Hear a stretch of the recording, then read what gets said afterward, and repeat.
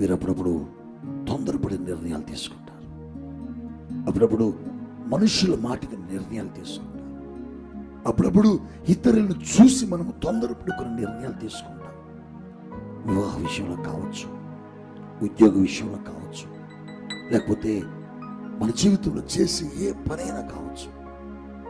కొన్ని తొందరపడి చేస్తాం.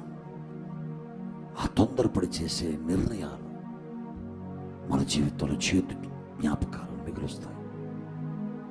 మన జీవితంలో చేదు పరిస్థితులు తీసుకొస్తాయి. మన జీవితంలో చేదు జ్ఞాపకాలను మిగిల్చుతాయి.